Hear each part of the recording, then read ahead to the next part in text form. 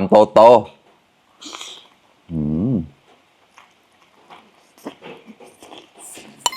มังเอิญสวัสดีครับสวัสดีทุกคนครับกายเราตะกอนมดแท้กระป้องกุยนะยี่ก็คงดีเชี่ยมันก็เราได้เชื่อนุ่งคำเมนนี่นะยี่ก็ได้เกาแตดกับเดเราตะเหนียวนะวันนี้ก็คือห่อหมกนะครับห่อหมกผักรวมครับห่อหมกของคนมอญนะครับมากินด้วยกันครับเนี่ยแซ่บๆเลยครับมาแบบเต็มถาดเลยครับเนี่ยร้อนๆครับมาตาๆก็ได้เราตะกล้าเราเนี่ยก็แหละประหลาดสะพายไว้เขาแต่นะไหนnàoทำมาได้เราก็มาก็เขาแต่ที่เดี๋ยวให้ดูนะครับเฉียๆเราตะเชื่อมั้ยร้อนๆเลยครับเนี่ยอยากกะวิมพอเราแล้วตาๆก็ได้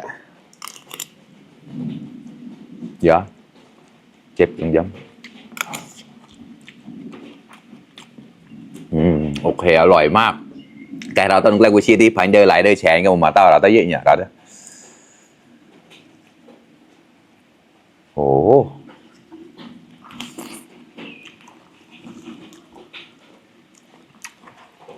โอเคเผ็ดนะครับเขามาจุลสัมปรอยเราเองเหมือนนะlà ngờ tới nhiều mắc bọt của nó ngờ tới nhiều chỗ xịt bọt mềm mại bắt đầu đó ôi cái mắc xâm bọt nhà đó chút còn bao 1,000 đó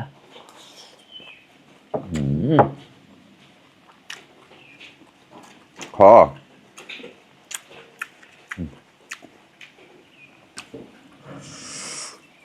ใส่เข้าไปแบบนี้เลยมา1 ห่อครับกินกับข้าวสวยร้อนๆเนี่ยอร่อยมากครับแบบเข้ากันแป๊กมากับชีกระเปิงนะท่ะกล้า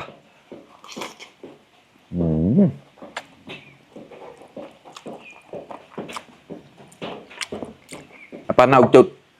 กระจุยมันนะจุดlà hơi hà lầyนะแล้วก็หอมเชียวเฮ้ยhà lầyเฮ้ยไส้มันกกสิเลยไอ้ผมกันนะรอบนี้ไม่ได้ใส่มะละกอนะครับใส่อันนี้มะละหวานนะใส่กกชิมะละหวานนะมามีหน่อไม้กุ้งแล้วก็อะไรมะละหวาน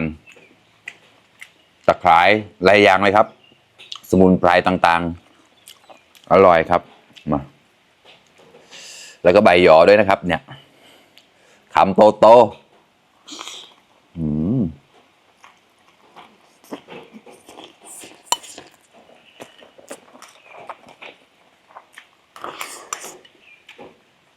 muốn ăn chọn hơi tủ đấy mà hồi lại plum cái clone cái sữa bòn chơi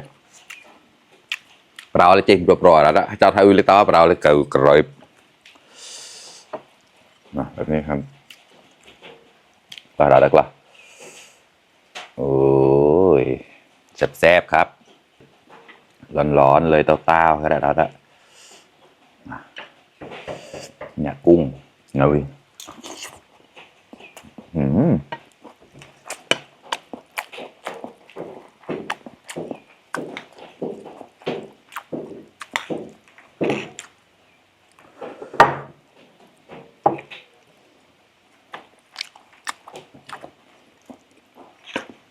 มาคำโตๆมอกตัวเราแล้ว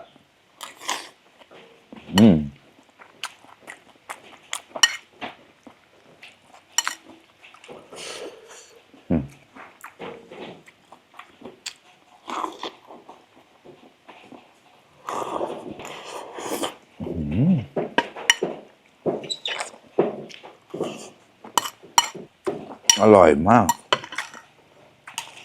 เรามากระดับเชี่ยข้อ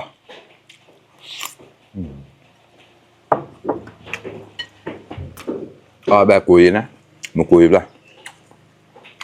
หมดไปแล้วนะครับ2 ห่อห่อที่3ครับมา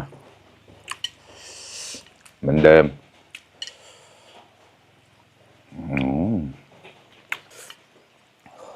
เผ็ดเหมือนกันนะเราเป็นปอนเราครับ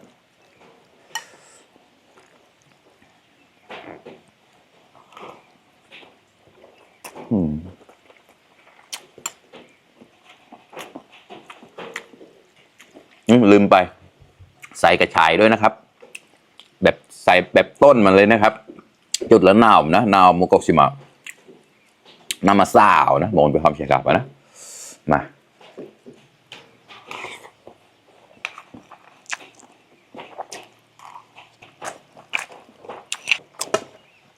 ก็หลักๆมาครับเพื่อนๆ